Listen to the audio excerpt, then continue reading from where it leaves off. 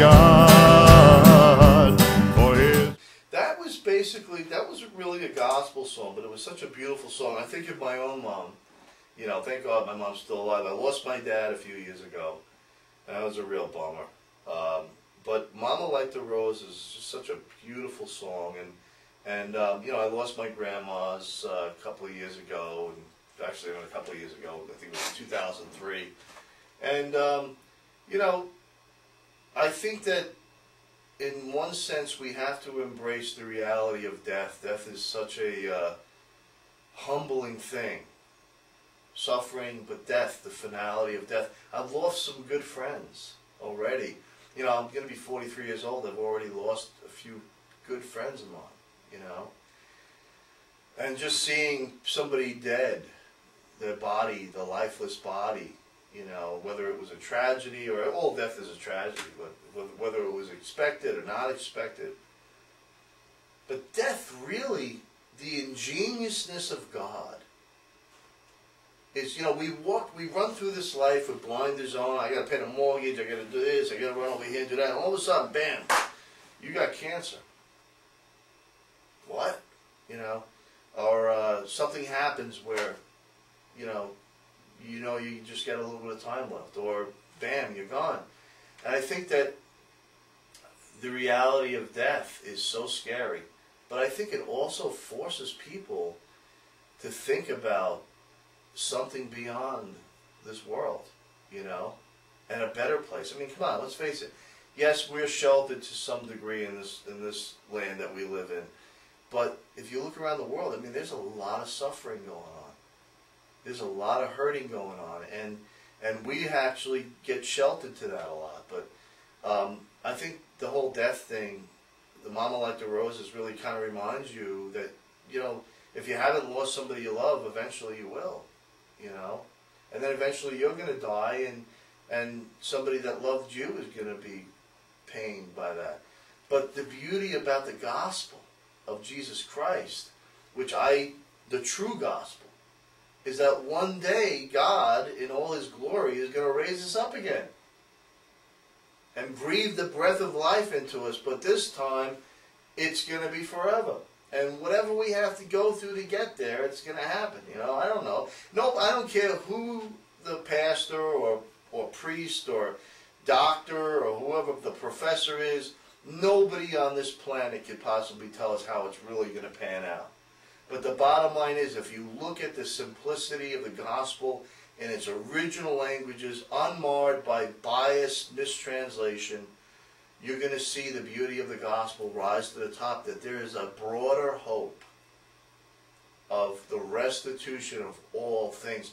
And it talks about, Paul talks about all of creation is groaning like child pangs, and a lot of the Christian world says, well, no, they're talking about the rocks and the trees and the birds and the bees. No, they're talking about mankind. Man is the chief element of creation. When it talks about, you know, Jesus talked to the Jewish priests, the Pharisees, and they were complaining that they ate or did something on the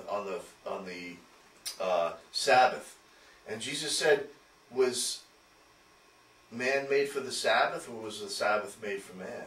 You know, and so man is the chief element of creation. All of this world and this universe was created for man and God's glory.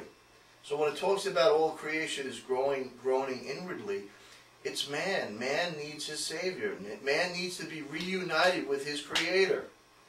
And so I hope to extend to anybody who would be willing to listen to the good news, the real good news of the gospel, that this is truly good news, you know. And I really believe that we picked out some really good songs in this.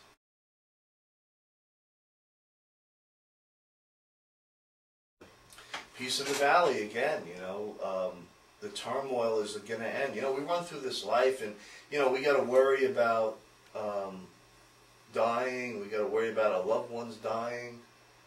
And I just believe that one day there's going to be peace. And I really look forward to that.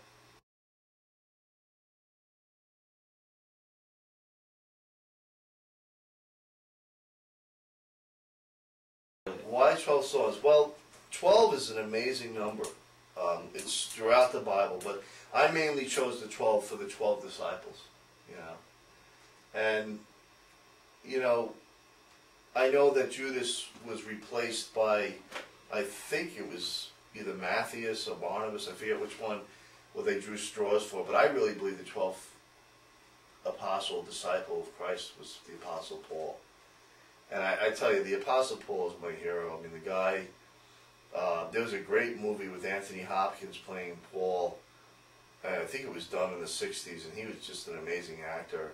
I think it was called Peter and Paul, and it was very well done. It was very well done, and you know, Paul was a real big hero of mine.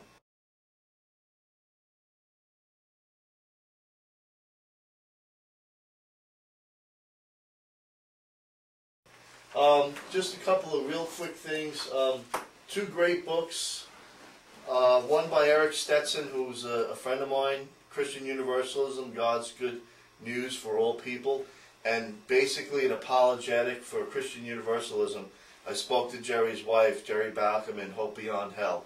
A great read, and I challenge every pastor, every priest, I challenge every person that would be willing to read this book. It's very enlightening. Now